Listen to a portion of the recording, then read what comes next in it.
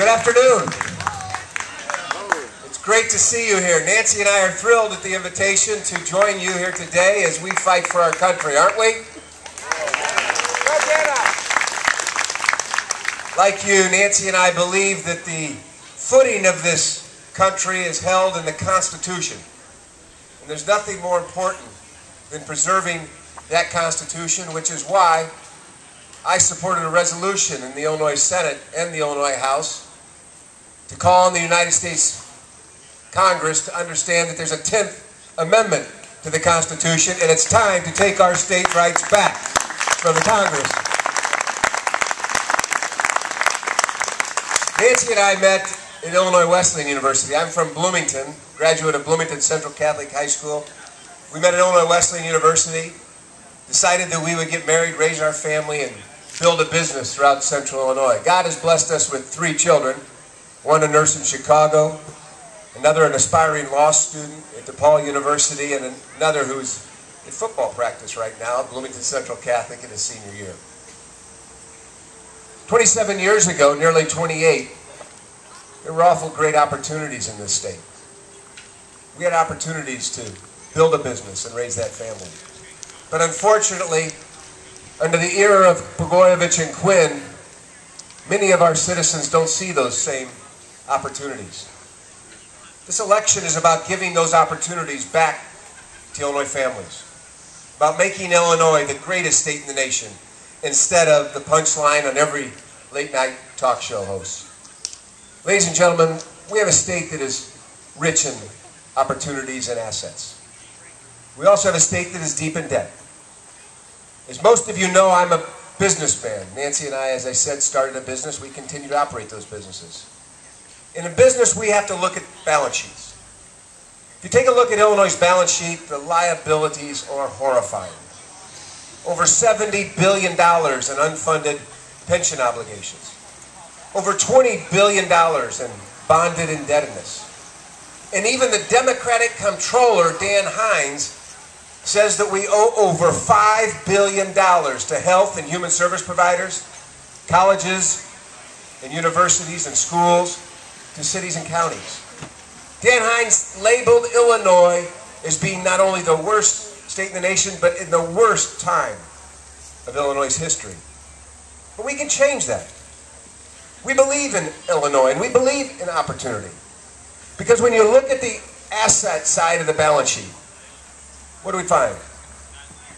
We find a state that is rooted in a rich agricultural economy based on our soil. We find fuel resources. You know, in addition to our coal, our oil, and our soil, our coal, our oil, and our wind, we have vast opportunities when it comes to energy. In fact, do you know we have more coal reserves by BTU in this state than Saudi Arabia does oil? We've got great infrastructure right of way. Our rail, our river, our road, and our air, more per capita than almost every other state in the nation. Colleges and universities, healthcare institutions, 13 million people. We're still the 5th largest state in the nation in spite of the people that Blagojevich and Quinn have pushed out of this state. And we're still the 18th largest economy in this world as measured by government sector, including the United States and China. And located at the crossroads of this nation's economy, but yet the policies that have been put in place have failed those opportunities. They failed Illinois families. You know, I often say if higher taxes and higher fees, more regulation, more litigation, deficits, and debt created jobs, we'd be the #1 job-producing state in the nation. But they don't, and we're not. The answers are simple, though. Stop the chatter about raising tax rates that kill jobs and start talking about reducing the tax burden on families and businesses to create jobs in Illinois. What do I mean by that? I've called for $1 billion in tax cuts to leave more money in your pockets and to help your employers. Eliminate the sales tax on gas.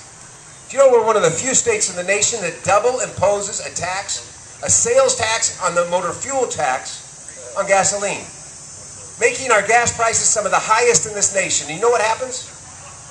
Well, if you're within 20 miles of the border and your car needs gas, you drive to another state and you buy their gas. But you know what? You might not only pay their motor fuel tax, but you're likely to buy bread, beverages, cigarettes, and other things. And you pay their taxes and not ours. You pay their property taxes and not ours. Their income taxes and not ours. And their economy gains and ours suffers because we're overtaxing families and businesses. Eliminate the estate tax penalty. We're one of the few states in the nation. We are one of the few states in the nation that has imposed a state tax penalty on top of other states. What happens? People move. The 700,000 people that we've lost in the last decade have left because Illinois is too expensive a place to live, work, and do business, and we have to stop that. And part of doing that is to stop taxing one of our most precious economic resources, our retiring baby boomers, so we can keep them in Illinois and make it an affordable place for them to live out their retirement years. In addition to tax policy, we've got to stop regulation and bureaucracy. We've lost billions of dollars of capital investment in this state because Illinois is a burdensome state to do business. Roger Keach just talked about Texas. Texas is a business-friendly state. You know what that means? The 700,000 people and jobs that we've lost in the last decade is about the same number of jobs and people that Texas has gained. Bureaucracy and regulation must cease to exist in the manner it is, and as governor of this state, I will blow up the state's bureaucratic systems and create a business-friendly environment so families in Illinois can have jobs. And while we're at it, something that kills businesses is litigation. We have no medical malpractice reform because the Illinois Supreme Court decided that they were smarter than the legislature and they threw medical malpractice reform out. We need to bring medical malpractice reform back to Illinois so we can keep our healthcare providers and doctors and reduce healthcare costs and give you greater access to the best healthcare in this nation.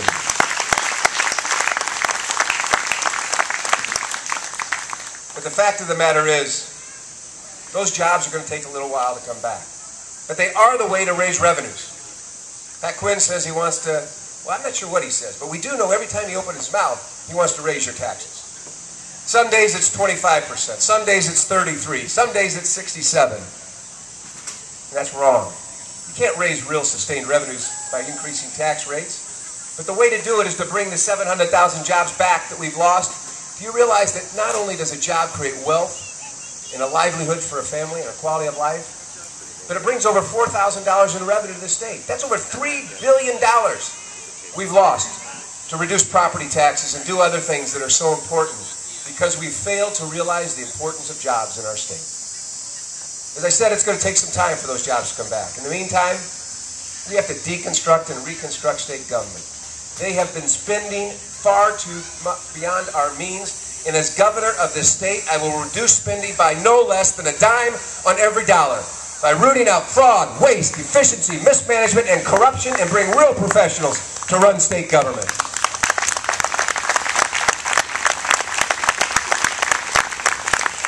Let me tell you something, though. To do that, I've got to let you in on what's been going on. The first executive order I will issue is to work with the Auditor General to ensure that we have a full and comprehensive audit and open up the books so we can know where the money's been going.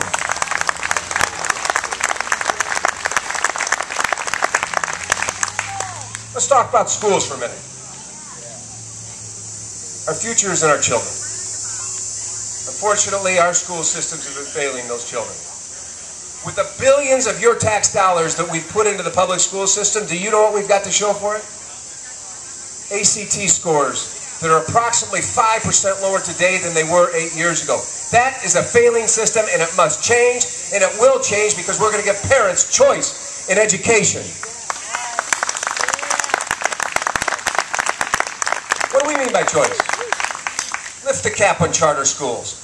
Elevate the tuition tax credit for private schools. And where parents want real and meaningful choice because the schools are failing, give them vouchers so they can decide what's best for their children.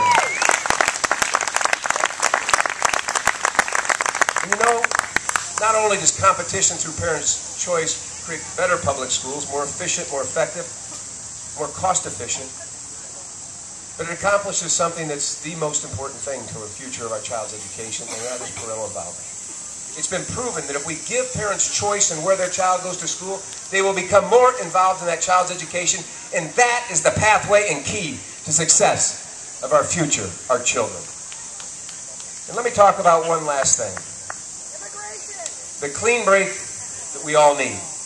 I hope you've seen our bus. We had someone donate a bus to us that was wrapped, and we had to come up with a name for it. We decided the best name for it would be the Clean Break Express. We need a clean break from the machine-style politics of the past in order to put these things in place. Why do I say that? Well, we've got a governor in jail and another one waiting for a jury to return a verdict. We've had several corrupt individuals put behind bars. But I believe that the problem is bigger than just dozens of corrupt individuals. The problem is within the system. You know, Winston Churchill said it best when he said, democracy is the worst form of government, save all the rest. But our democracy can only be the best form of government if we participate, and it is a citizen's democracy and a citizen's legislature. But unfortunately today, state government is an oligarchy. Too few people have far too much control. And they're not going to give it back to us, but we're going to take it. And we're going to take it by imposing term limits and contribution limits and legislative remapping for our interests, not their political fiefdoms.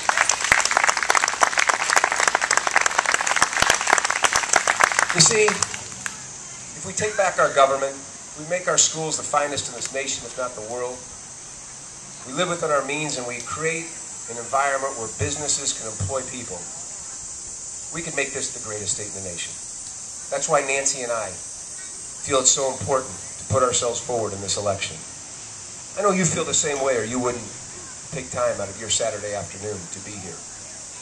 The good news is, every independent poll that's been taken shows that Paquin's wrong and we are right. The bad news is it's August and not November. But that gives us an opportunity to do a little work. We need your help. I hope you'll visit our website, bradyforillinois.com. I hope you'll text Vote Brady 66973. You'll join our campaign to make Illinois proud once again. How many of you here are veterans or related to someone serving our country overseas right now? Would you stand up? Would you stand up?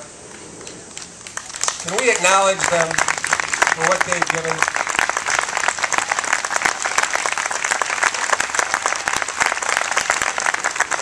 You know, those people standing up have offered the ultimate sacrifice. They have put their life in the line of duty to protect this country. This election is about making sure that this country is something worth protecting.